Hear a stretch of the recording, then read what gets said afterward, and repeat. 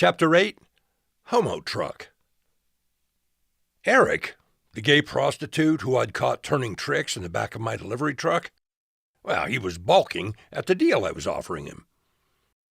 I'd done a fair amount of wheeling and dealing in my 24 years, but quoting a price for him to use my freight truck for sexual activity, something that might approach a market rate, was beyond me.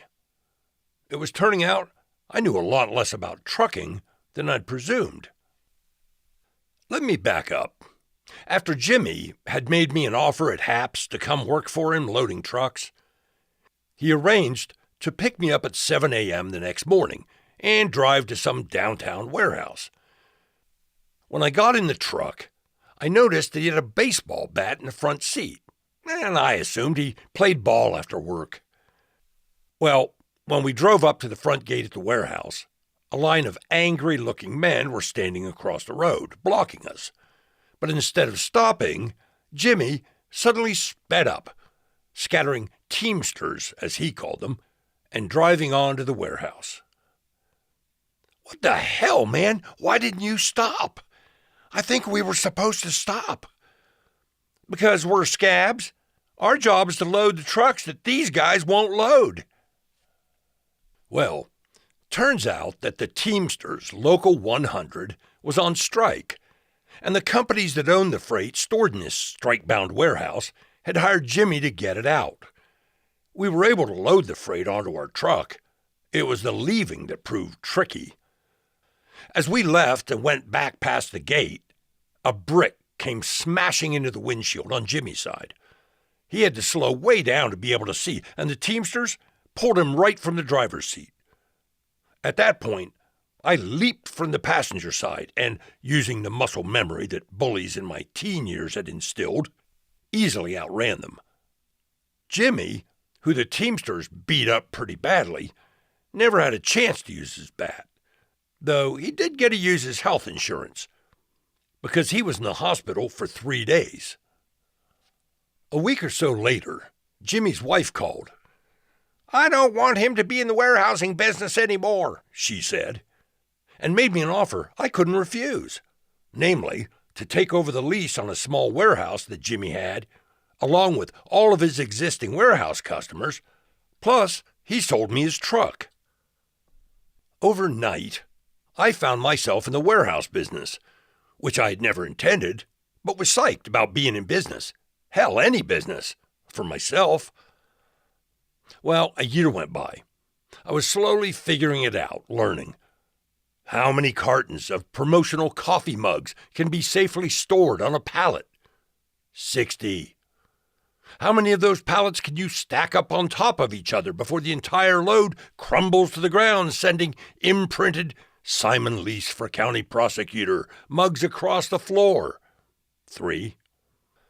How many days' notice do I need before the state OSHA inspector makes a surprise visit to look for workplace safety violations? 2.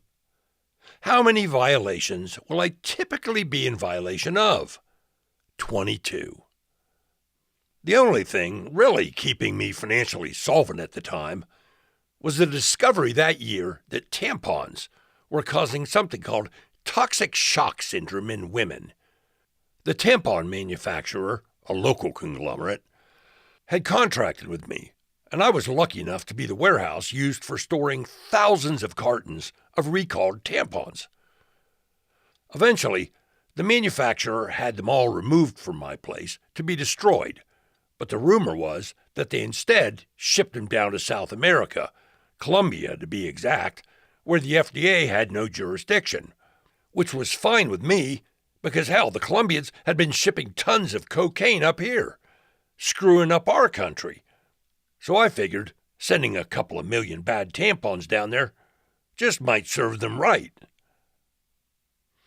And now, here I was, standing in an alley with a homosexual named Eric, trying to cut a deal for him to use my truck as a makeshift motel room. And this entire scenario had only come about because every morning the week before, when I opened the rear door of the truck to load for deliveries, I'd find cigarette butts, empty pint bottles, and occasionally a beer can. Well, I'd assumed it was hobos coming up from the B&O train yard 3 blocks south for a night of drinking, smoking, and playing harmonica. But when I came by late at night to catch them, what did I find instead? Eric and 2 other guys in various states of undress. What I mostly remember was a young man leaping from the back of my truck and running down the alley wearing one shoe, holding the other in his hand and yelling, "Ow, ow, ow," with every other step through the debris-littered alley. When I turned around to face the only guy who remained, he just lit a cigarette and sat down on the liftgate. Over the next 10 minutes, he told me, very matter-of-factly, that he was a hustler who mostly plied his trade at the gay bar down at the end of the alley on Plum Street, a place called the Badlands. It was a huge 2-story gay nightclub that I was familiar with because when the straight nightclubs closed, we sometimes took our dates over there since the place was open till 3 a.m. and you could buy amyl nitrate poppers from the bartender. Eric had been busted a few times for having sex in this alley already, so he got the idea of just opening up the rear freight door to my truck. So, I got him to run some numbers by me, which started my wheels turning. He was turning tricks 5 to 10 times a night, making decent money, and not having to look over his shoulder for the cops. I had to respect him. He was self-employed and seemed to have a knack for problem solving. So when he suggested paying me for the use of the truck, my eyes lit up. We'd agreed on $75 a week, and I was pleased as punch because that money was all going to the bottom line. I had no fuel expense with this guy. This went on for about 4 months until we just quit showing up. I knew that scenario was too good to last. But I had bigger problems. I was chronically undercapitalized. Even as the warehouse business was getting bigger, I always seemed to be robbing Peter to pay Paul. And after the novelty of owning my first company wore off, it became nothing but a mundane operation, dealing with mundane people. Pushing a pallet loaded with 2,500 pounds of cat litter in the pouring rain down a loading dock, I thought to myself, I'm not sure this is how one gets rich. It seemed I had a knack for being in the wrong place at the right time.